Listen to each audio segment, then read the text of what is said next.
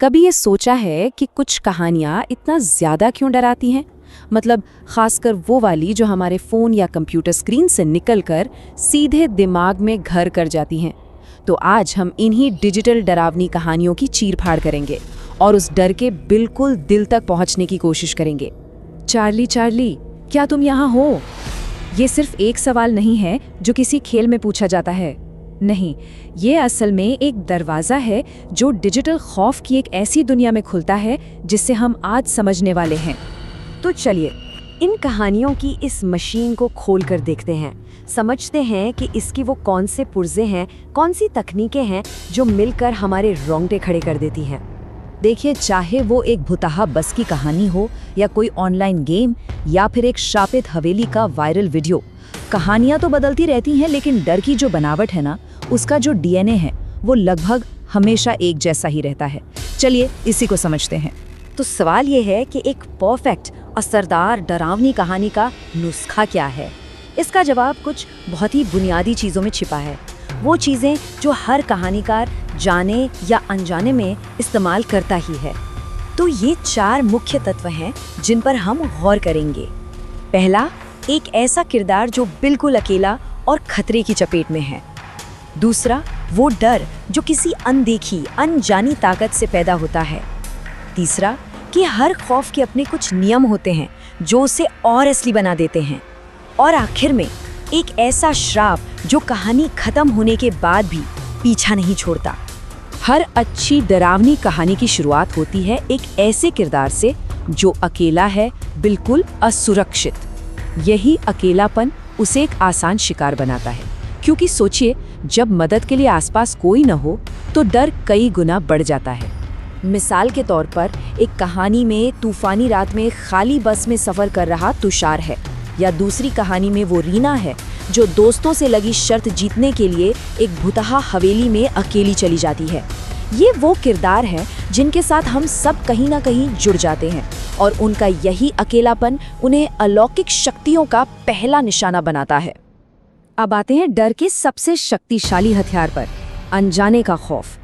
ये वो डर नहीं है जो किसी राक्षस या भूत को देखने से आता है। नहीं, ये वो डर है जो सिर्फ उसकी मौजूदगी को महसूस करने से, उसकी आहट सुनने से पैदा होता है।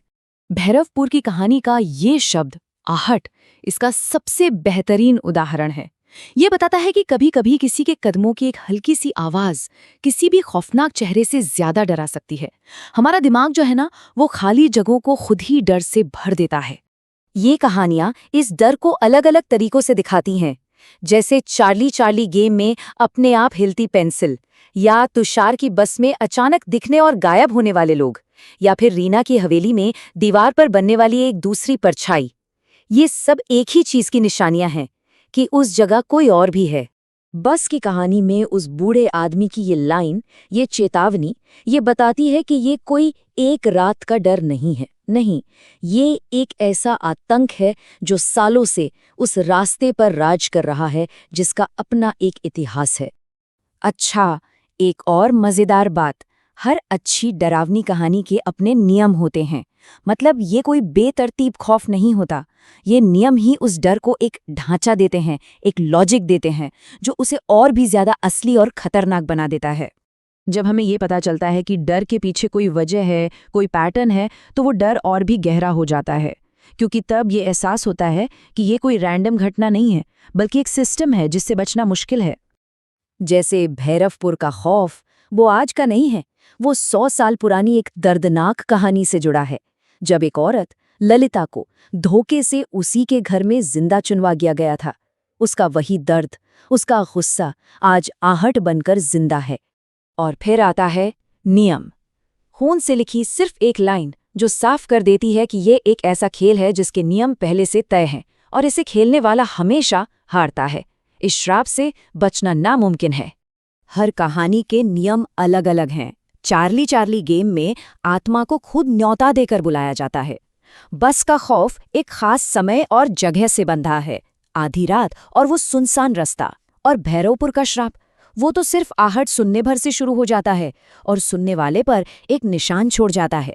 और अब आते हैं उस आखिरी और शायद सबसे खतरनाक तत्व पर, जो डिजिटल कहानियों को इतना ज्यादा डरावना बनाता है, और वो है कभी न खत्म होने वाला श्राप। इन कहानियों में कोई हैप्पी एंडिंग नहीं होती, हीरो बचकर निकल नहीं जाता। तुषार उस बस से उतर तो जाता है, पर बाद में उसे पता चलता है कि वो बस तो सालों पहले जल चुकी थी। रीना सोचती है कि हवेली जलने से सब ठीक हो गया, लेकिन आहट अब उसके अपने कमरे तक पहुंच चुकी है। मतलब कहानी खत्म हो जाती है, पर डर नहीं, डर अब उनका हिस्सा बन चुका है। तो मतलब असली डर उस भुताहा जगह में या उस गेम में या उस बस में नहीं है। नहीं, असली डर तो वो है जिसे हम अपने साथ घर ले आते हैं। वो डर जो हमारे दिमाग में, हमारी यादों में बस जाता है।